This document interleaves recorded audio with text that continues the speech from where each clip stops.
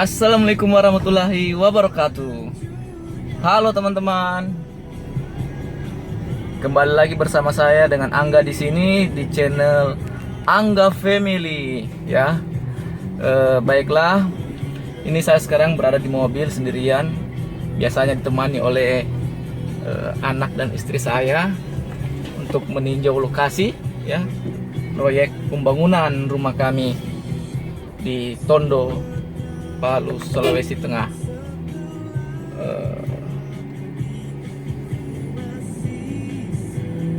Oke. Hari ini saya akan ke lokasi lagi. Ini adalah hari keempat ya.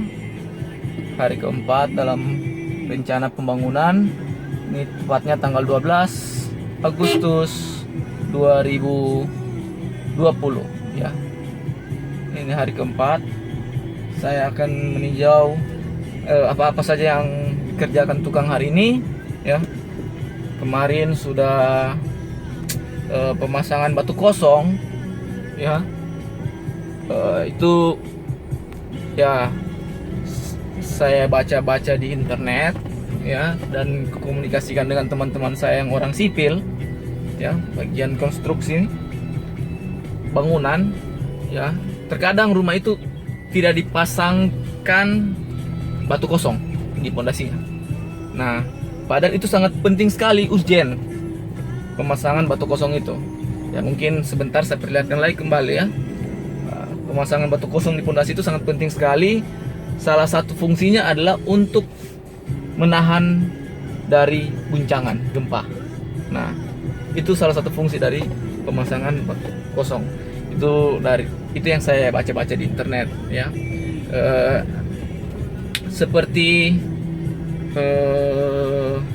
fungsi dari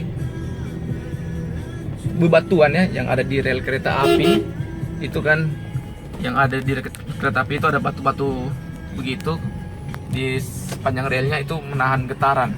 Nah, kira-kira seperti itu analoginya ya. Jadi sangat penting ketika teman-teman membangun, apalagi khusus rumah pribadi teman-teman tempati ya. Itu kadang ada dalam perencanaan, ada dalam RAB, namun goib di lapangan. Nah, ini yang penting untuk diperhatikan ya. Nah, hari ini rencana tukang saya mau pondasi sudah. Saya akan lihat di lokasi. Kemarin sore saya sudah memesan semen 15 sak dan rencananya akan dihabiskan hari ini. Jadi tidak ada yang tersisa. Seperti itu. Jadi saya pesan kemarin diantar pagi. Jadi bisa langsung kerja pagi-pagi. Nah, modelnya saya seperti itu. Jadi saya sampaikan apa saja yang diminta oleh tukang besoknya. Jadi saya pesan hari ini misalnya, sehingga sudah tersedia di esok hari.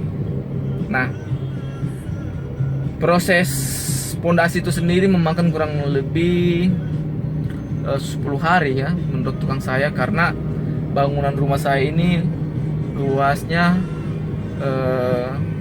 12 kali 20. 12 kali 20 itu sudah dengan teras depan dan teras belakang ya. 12 kali 20 jadi sekitar 240 meter persegi. Nah, karena luas, makanya pondasi ini kurang lebih akan dikerjakan 10 hari, hampir 2 minggu mungkin ya. Di samping itu karena besar dan luas, juga tinggi, karena di belakang rumah itu tanahnya agak sedikit rendah, sehingga pondasinya akan lebih tinggi ya. Itu mungkin mencapai hampir 2 meter ya. Nanti kemungkinan akan ditimbun supaya bisa rata dengan bagian depannya. Nah, kira-kira seperti itu yang dapat saya sharing ya, mengenai apa-apa saja yang sudah dikerjakan oleh tukang ya. Dan satu lagi, pondasi saya karena tanah saya agak lebih rendah dari jalanan, jadi saya minta sama tukang agar pondasinya bisa lebih tinggi dari jalanan, ya. Hal ini disebabkan agar ketika misalnya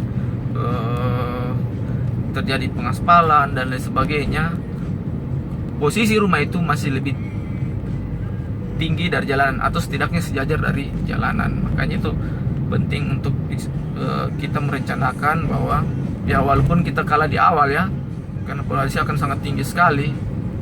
Nah itulah risiko tanah yang seperti itu. Ya saya awalnya kemarin tidak menyangka juga ya kondisi tanah itu miring seperti itu sekali. Padahal kalau dilihat secara visual tanahnya sih tidak juga miring-miring sekali ya. Saya melihat relatif datar, tukang saya juga melihat seperti itu. Tapi setelah diukur, wow, itu kemiringannya dari titik depan rumah saya yang akan dibangun sampai ke belakang itu bisa hampir mencapai 2 meter. Nah itu. Tapi nanti kita coba lihat kembali berapa sih kemiringannya. Nah karena saya minta diubah pondasi saya ya, kemarin itu rata dengan titik di depan rumah, saya minta supaya bisa lebih tinggi dari jalan, jadi akan diubah oleh tukang saya. Nah kira-kira itu ya yang mungkin bisa jadi bahan-bahan pertimbangan teman-teman misalnya untuk bangun rumah. Jadi bangun rumah itu step-stepnya seperti itu, buat site plan dulu, kemudian patokan-patokan, pembagian ruangan-ruangan ya dari site plan tersebut, kemudian penggalian. Setelah digali, nah itu digali kemarin itu letter U supaya kendaraan bisa masuk, memudahkan mobilisasi material. Jadi tidak langsung digali ke semua ya, digali semua itu pondasi ya, tapi letter U dulu, bagian belakang dulu, sehingga material bisa masuk dekat dengan galian. Nah itu setelah selesai bagian belakang, sampingnya dan lain sebagainya, kemudian naik sampai ke depan, sehingga itu akan mempermudah mobilisasi material. Nah sekiranya ada lubang-lubang, tentu itu lebih sulit lagi karena harus membuat jembatan-jembatan. Nah kira-kira seperti itu. Jadi efektivitas pekerjaan juga itu penting didapatkan agar pekerjaan bangunan itu bisa lebih cepat selesai. Nah oke, jadi itu ya. Setelah penggalian baru kemudian ditaruh pasir urugan pasir di dasarnya dan batu kosong ya. Itu dengan maksud supaya itu tadi salah satu fungsinya untuk bisa menahan sedikit getaran gempa ya. Jadi kalau teman-teman bangun jangan lupa harus pasang batu kosong. Nah oke, itu ya yang mungkin bisa saya sampaikan dari perjalanan kita beberapa hari kemarin ya, langkah-langkah membangun rumah. Nah kita akan lihat bagaimana kondisi hari ini ya, hari keempat dari pembangunan rumah kami, rumahnya Rajendra dan Ratu. Oke, terima kasih. Kita sampai jumpa di lokasi di tanah kami. Oke.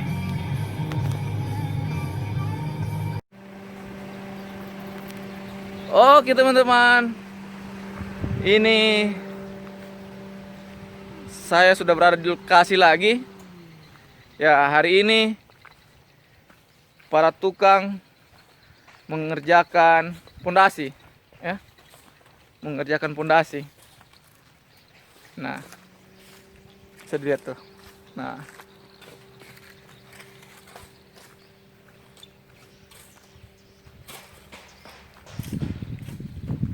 hari ini para tukang mengerjakan pondasi. Nah, ini kepala tukangnya. Kemarin belum sempat diperkenalkan, namanya Fandi. Kalau di KTP Fadli, ya. Kalau yang satu ini namanya Fadil, di KTP Fandi.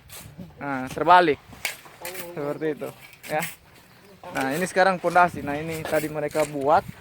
Ini campurannya, ini pondasi ini 1,3. Nah, 1,3. Ini kuat sekali nih. Ya. 1,3. Nah, ini. Ini pondasinya. Ini luar biasa nih. Ini pondasinya. Lebar bawah 60, lebar atas 30. Tinggi belakang ini mencapai 180. Tinggi belakang karena agak miring tanahnya.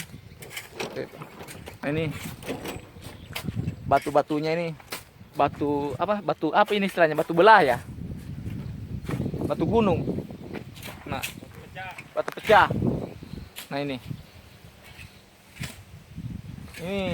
baru tadi pagi dikerja ini sudah setinggi ini. Nah, luar biasa ini, kurang lebih 1 minggu ini, 10 hari sudah jadi ini semua pondasi ya, tergantung batu-batunya. Jadi nah, ini pelajaran buat teman-teman ini yang membangun rumah. Kalau bikin pondasi itu ya, ini batunya kecil ini ya, makanya mau diganti ini, boleh lah taruh di atas-atas, di depan-depan. Tapi kalau batu pondasi tinggi ya tidak mungkin kita pakai batu begini kayak mangga ini.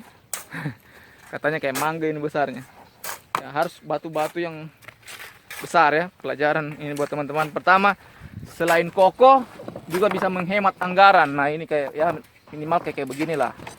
Nah, ini menghemat anggaran, pasir dan semen ya. Kalau batu kecil itu anggarannya besar sekali, karena ya semen dan pasir banyak digunakan untuk menempelkan batu-batu ini. Bagaimana Pak tukang yang paling junior? Begitu? Wah, begitu sudah. Jadi yang paling junior sudah bilang begitu, sudah betul itu. Nah, dia yang paling junior di sini, ya. Makanya tidak pakai sendal, dikasihkan sendal, di ospek dulu, tidak kasih pakai sepatu. Nah, begitu kira-kira. Jadi, nah ini harus batu-batu yang besar-besar kayak begini nih. Nah, ini. Dia harus ditanam juga di pinggir-pinggir. Yang kecil-kecil ini, menurut para tukang saya, ini tanamnya di tengah-tengah gini aja, susun.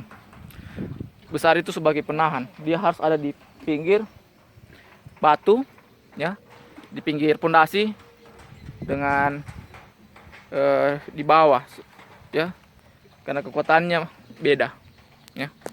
Nah, kira-kira begitu. Nah, ini pondasinya tadi ya, bisa dilihat ya. Saya tunjuk dari sana. Nah, ini sampai ke sana ini. Tuh. Ini pondasi. Pondasi batu kali istilahnya. Bukan pakai cakar ayam, ya. Pondasi batu kali.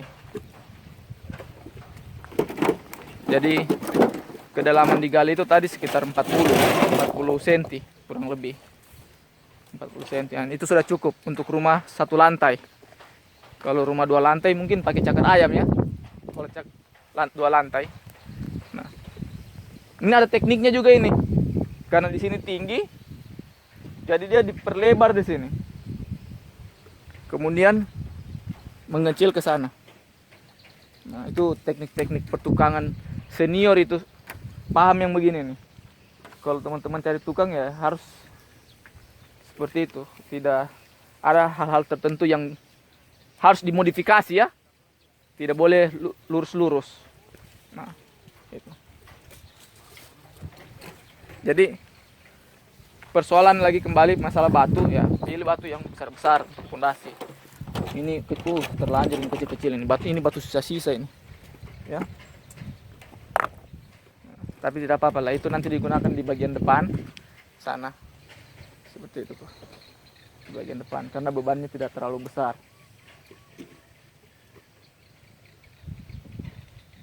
Wah, ini ada teknik lagi nih ya. Lihat ini. Tukang-tukang yang sudah senior itu, lihat ya. Selang yang digunakan untuk air, nah, dibuat seperti ini. Jadi pegangan. Nah, supaya tidak sakit tangan. Ini orang yang punya pengalaman di lapangan ini yang sudah bisa mengakali seperti ini. Kalau tidak punya pengalaman di lapangan, jam terbangnya tinggi katanya, ya. Tidak paham yang begini. Nah, sama seperti pilot-pilot itu.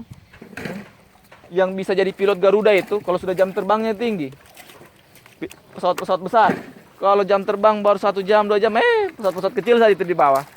Ya, di kampung-kampung. Nah, tapi kalau sudah antar provinsi, antar negara, wah, antar benua, jam terbang tinggi itu sudah puluhan jam.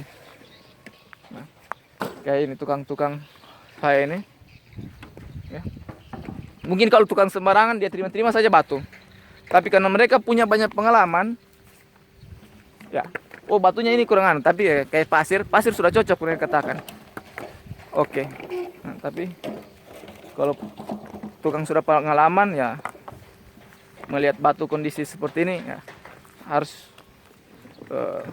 diakali. Ya tidak sembarang juga memasang batu-batu ini. Gitu. Oke, mungkin itu ya pelajaran yang bisa kita ambil hari ini ya di hari keempat. Jadi ya konsekuensinya batu kecil waktu yang digunakan lebih banyak, belum pilih-pilih batunya yang besar. Nah, ini pekerjaan lagi kan, tapi kalau batunya sudah besar dasarnya, rata besar, nah tidak perlu lagi main pilih-pilih. Gitu. Jadi ini pelajaran untuk yang membangun rumah seperti itu. Jadi kalau tidak cocok dengan batunya ya ganti. Jangan dipakai seperti itu. Karena rumah itu ditempati puluhan tahun. Ya. Ditempati puluhan tahun, apalagi kita daerah Palu ini daerah gempa. Gempanya tidak main-main, ya. Ini termasuk dicatat oleh Museum Rekor Dunia. Gempa ini di Palu karena banyak langsung ada 3 kejadian di sini. Gempa, tsunami dan likuifaksi. Ya. Itu gempanya kemarin besar sekali, banyak rumah yang hancur. Gitu. Jadi pondasi itu adalah yang utama ketika membangun rumah di daerah gempa. Ya Indonesia ini daerah gempa juga. Jadi di daerah lain juga pelajaran seperti itu. Jadi kaki harus kuat seperti pemain bola. Ya, kaki itu asetnya. Kayak kita manusia. I'm sorry. Nah, kaki itu asetnya. Ini pondasi ini ibarat kaki. Kakinya pincang, tidak seimbang, kakinya lemah, tidak bisa berdiri. Kira-kira begitu. Ya. Jadi sekali lagi mudah-mudahan informasi ini cukup berharga ya untuk teman-teman, dan selalu komunikasikan dengan tukang, selalu komunikasi aktif ya. Ketika membangun rumah harus aktif, tanya, jangan diam-diam ya, supaya tahu apa masalah yang dihadapi tukang di lapangan, kita cari solusinya. Nah kayak begini ya, cari solusi ya, kita harus ganti batu gitu. Oke, saya kira itu di hari keempat ya. Jangan kemana-mana ya, saksikan terus channel ini di Angga Family. Kita akan terus lanjut sampai rumah ini berdiri. Oke, terima kasih sekali lagi. Assalamualaikum warahmatullahi wabarakatuh.